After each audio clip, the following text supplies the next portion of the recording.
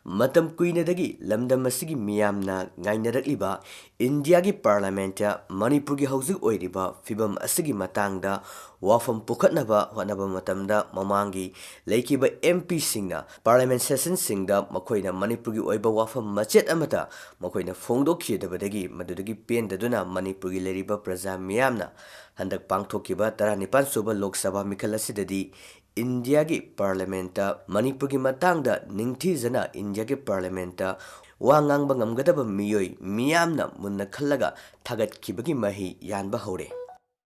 Manipur dagi kogi innergi MP oina miyamna thagat kiba Angomcha Bimol akoi jamna Manipur gi wafam parliamenta puthorakpa matamda parliament nikhankhre Haukiba Jungi tang kungamari dagi chatharakliba Taragani suba Lok Sabha gi ngarang tarukni suba session da President Pikiba address Kanaduna Thagatpagi motion of thanks da INDIA block Manipur gi common candidate oikiba Dr. Angomcha Bimol akoi jamna Manipur gi wafam asi pukalakpa matamda house aduda famliba members sing khangprek khangbada natana parliament adubu nikhankhre Ngarangi sabada khwaidagi ikon kona minute mapalom wangang laba matungda ngarang numidang pung taraga mathoi minute yangkhege nipanda house asibu ngasi ayuki pung tara mathoi fawbada ezon tawdringegi mamangda mahakna langi saithing nangliba Manipur gi matangda president gi address da wafam amata pankidaba Narendra Modi na wa amata ngangdana lerakbabu mahakna thamoi sokna pendaba phongdokfaga lonana chahi amahena lanjenaduna relief camp singda leiriba phibam sadana lerakliba singi awaba haktengnana yenganaba sabagi pukningsu nauna Manipur gi MP oina khankraba Dr. Angomcha Bimol akoi jamda sabagi pukning singsinki Mahana haibada president gi address da Manipur palamdaba haibasi isam chamba amanate national consciousness ama sagalakpa matamda miyam yahondanabagi machat ama oina ui haina phongdoki Manipur da haukiba chahi ama henba sida miyoi lising humpu hena fibam chadana tongan ba relief camp da hojiksu yamna wana leli hairiba fibam asi India subcontinent partition tawba matamda tawkiba aduga khetnade hainasu phongdoki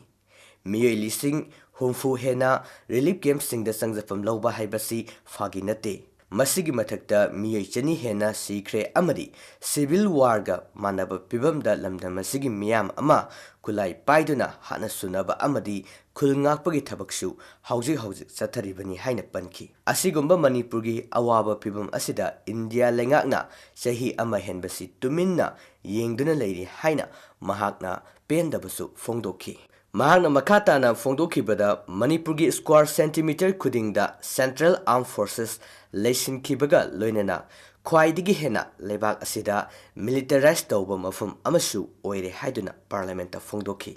Mahaki makataba warolda asuk yamlaba sipai sing leina miyoi lising humfu hena mayum makai lehendaba amadi magi khul lising mang takhanba aduga Prime Minister na thokriba thodok asigi matangda wafam amata ngangdabaga lonana President gi address da su wafam amata panbidaba haibasi normal oiba thong amanate haina phongdoki Colonial dagi post colonial samtharakpagi mamini haina su phongdoki ngasidi colonial matamgi chatnabi thadoktuna anauba criminal law ahum fawba chatnab hawba numit ama oirabasu India Union gi taramapan suba state oiriba Manipur gi wathok asi nathaibana colonialism gi machat adu samtharakpa utli haiduna mahakna house da akanba wafamsu thamki India lengakna Manipur gi awabada tumina leriba asi India gi thabak thoramda north east maru oina Manipur gi miyam thoidokte natragana mathok tade haibagi paujel piribra haiduna phongdoki Suicide bombers singdagi nanthok nabo honabada laikidraba Asok Chakra Pikiba Major Laishram Jotin Manipur Masani Sri Lanka da India gi peacekeeping force oina chatpada kumja lising ama chamapan marfuga tareta leibak asigidamak thawai katkiba ngangom zaidata bir sakrasu pikibani mahaksu Manipuri macha amani Amaromda Malingi platform kayada India gi Firanbu awang bathakta thangatpa lebak asigi mingchet purakpa sanaroi kaya Merikom Sarita Kunjarani Mirabai Chanu Manipur daki ngaktani cultural icon oiriba Ratan Thiam amadi Aribam Siam Manipur gi macha ngaktani makoi sing asigi state Manipur ni Makhoigi nationality amadi nationalism da chingnaba faurabadi makhoina India gi damak lanthingnagi aduga mingchat kaya marumsu India gi damak puraki hairabasu Manipurna awaba taraba matamda Indiana tuminna lesliba thong asidi karisu khande haibani karigumba Indiana Manipur asi makhoigi saruk amani haiduna khanbiramba taragadi house asida amadi president gi address da tuminna laikhiba amadi pandribasi tauramloi India gi independence fangkiba sahi humdraga mangagi matungda ngasi faubada North East ki puari India gi history gi textbook da hapte masimangna atopa ama oina adumak uri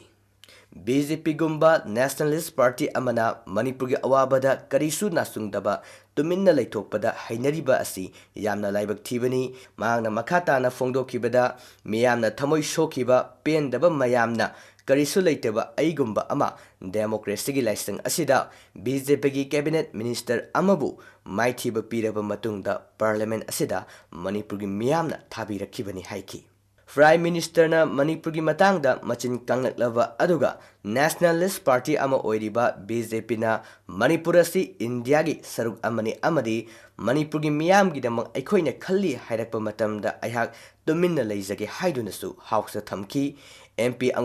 Bimol gi wafam asi house ta fongdorakpada opposition bench ta famkiba members singna same haiduna dex thinki adum oinamak BJP gi MP amana Dr. Bimol akoi jamna house ta submission tawbo wafam sing marak thatladuna point of order pukhatnabagi thaurang tawbasu ngarangi parliament session da miyamna adumak unaki